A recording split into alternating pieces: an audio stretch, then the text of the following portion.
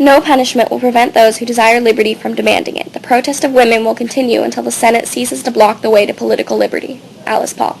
Our feet paraded down the street as we moved down Pennsylvania Avenue to meet President Woodrow Wilson on his inauguration day. This is how we are going to grab the attention of the public. I thought to myself, Lucy and I had been planning this for months, and finally the day we had been working so hard to make happen was here. More than 5,000 people had shown up, and each of us had our place in the parade. We were being led by Inez Milholland, who was dressed in a white cape and riding on a horse. I hold up my end of the banner Lucy and I are carrying a little more and look over at her.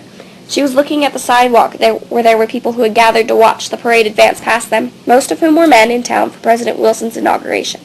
I smiled and shouted at Lucy, "Told you this was going to work. We're getting more attention than I originally thought we would." Lucy laughed and nodded at me, her eyes shifting to behind my shoulder and widened considerably. A worried look had crossed over her face.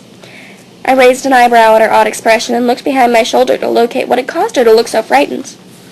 There were people from the crowd surging into the street towards the parade. The chaos worsened the further down the street we got.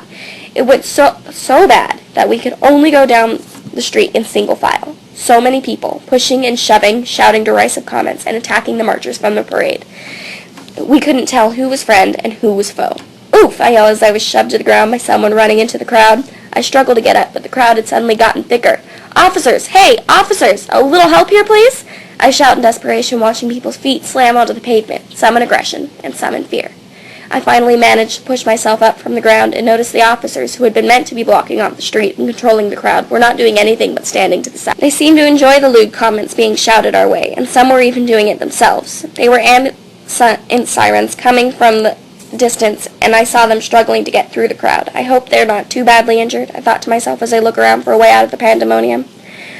Finally finding an opening, I rushed to the empty path and ran out to the sidewalk, looking on to see if there was anyone that I could get to help, when I saw that some women from the parade had gotten out and were still marching.